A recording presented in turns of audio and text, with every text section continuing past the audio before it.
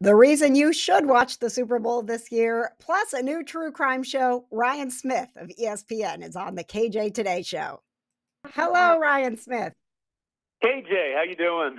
Oh my gosh, I'm thrilled to be talking with you today.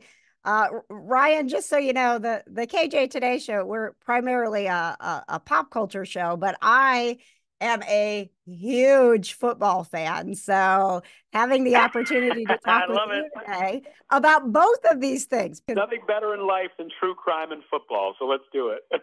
Let's do it, man. Let's get into what's coming up on Monday night, the next episode of Bad Romance 2020, a true crime series. What do you got for us? So Monday night, we have our third episode on Bad Romance. Comes on right after The Bachelor on ABC, and it's called Shot in the Dark. And Bad Romance is a story about how relationships go wrong, horribly wrong, and end up in crimes.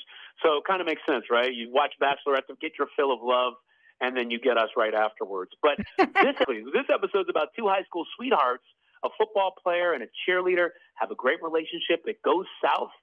Eventually, over the course of a weekend, strange event after strange event happen that end up leading to the cheerleader's death.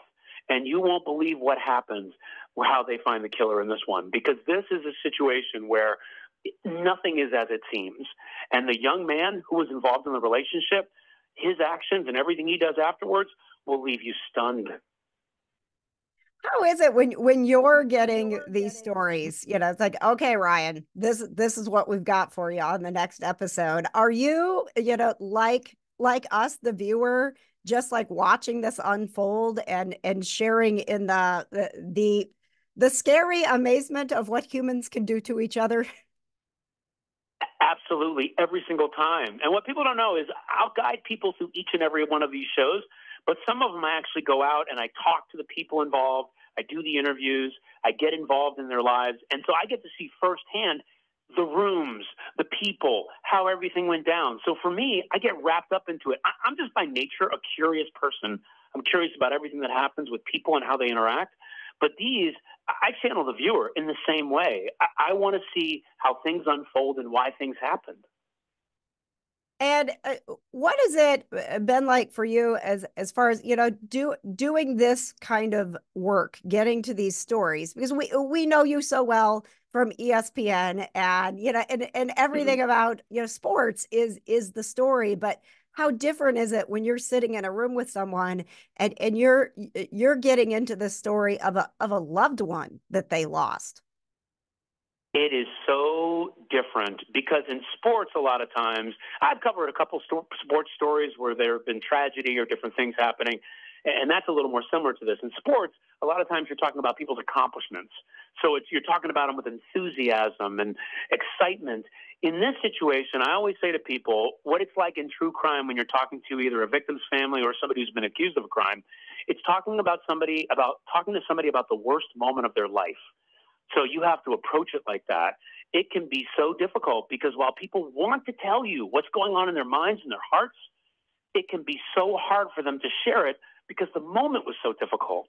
So for me, it's all about trying to respect that process and bring that out. Just trying to say, like, you want to share this. Let's share it together, but in a way that really brings people into your shoes. It's like sometimes you ever talk to people and they're kind of using this halting language. They're not really telling you what you think. I tell people all the time when I'm talking to them on these shows, hey, if you're not telling people what you think, how can you expect them to understand you, understand your motivations, understand your pain? So that is generally the way I approach these things. And in reality, I think it's what people really want to see. They want to get inside the people who've been in the center of these issues.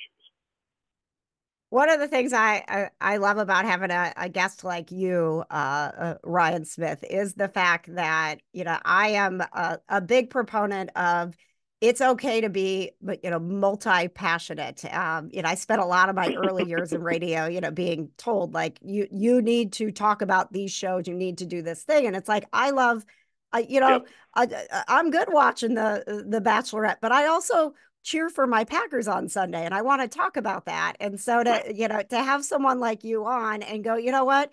Yeah, he's the guy we see on ESPN, but he's doing a true crime show too. Can you speak a little bit to how you have had a career where you've played football, you're a lawyer, and you're on ESPN, and now you're doing a true crime show. How have you been able to pull all of that off? It's been really crazy. I always go back to the experiences I had as when I was a lawyer. When you're a lawyer, you're always working on 20 or 30 different things at a time. And when I first started doing television, it always drove me nuts how I started at CNN and HLN and then moved on to ABC and then ESPN.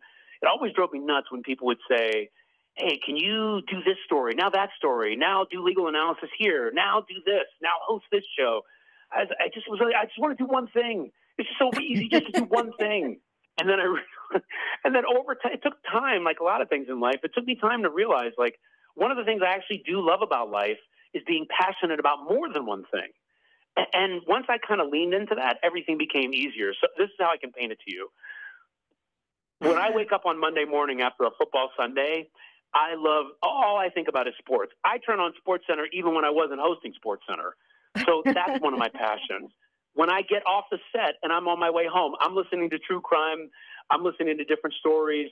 I'm reading about true crime. That's one of my passions. So for me, I'm like living the dream because I get to talk about the things I love. And when you're passionate about a bunch of different things, there's nothing wrong with dipping in every single one of them.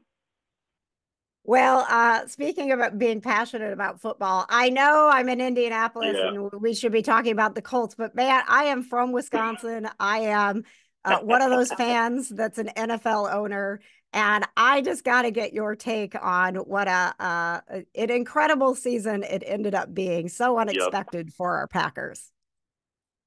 So unexpected. So I don't know if you ever follow Mike Tannenbaum, but everyone said Mike Tannenbaum's a former GM for the Jets and the Dolphins.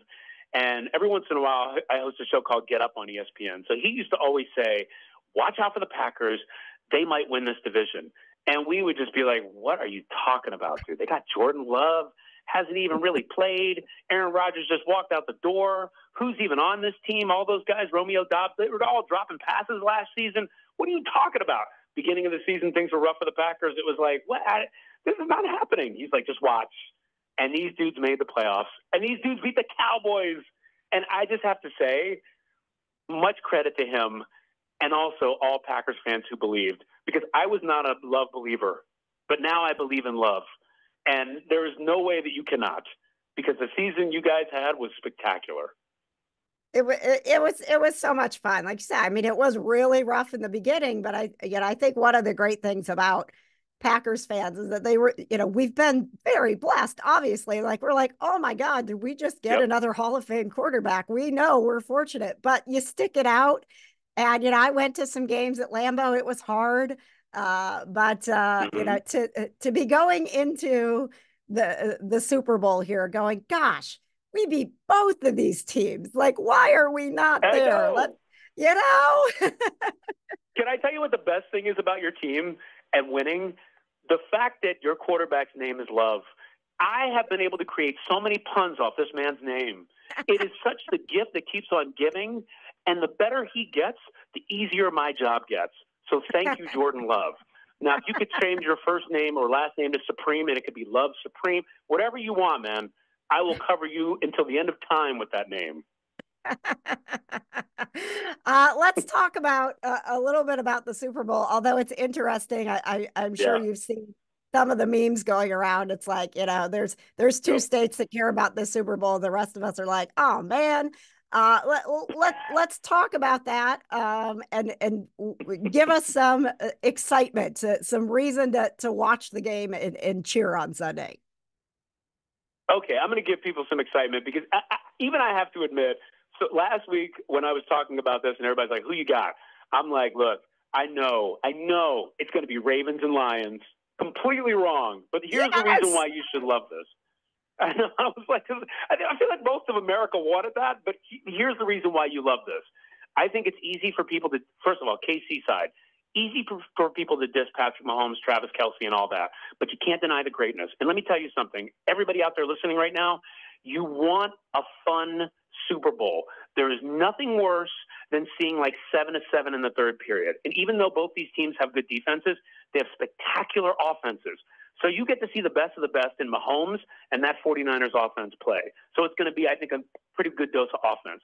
The second thing is when you talk about what Casey has done this year, coming from nobody on that team can catch a pass, like they're 5 minutes away from calling me in for tryouts, to like where they are now, it's a spectacular story. On the other side, when you talk about Mr. Irrelevant, Brock Purdy, last pick in the draft, and how far he's come and how remarkable that audience is, people are going to see trickeration in this game that they've never seen before. Tricks and tips and things you've never seen on a football field are going to happen in this game. And not only that, if you're a Taylor Swift fan, you get to see her 90,000 times during the game. So there's that. Yes. So for me, no one can lose. Well, thank you, Ryan. I know you've got a lot of other interviews to get to today, but it has been just a joy to talk with you. And we'll be watching Bad Romance, the 2020 True Crime Limited Series, new episode on Monday. Have a great day, Ryan. Thank you. Take care, KJ. Talk to you soon. Thanks for joining us for another celebrity interview. Of course, the KJ Today Show isn't just about talking to celebs, it's about hanging out with you. Join us live on Wednesday nights for pop culture, people to know, and pets. The KJ Today Show on YouTube. Subscribe and watch live Wednesday nights at 7.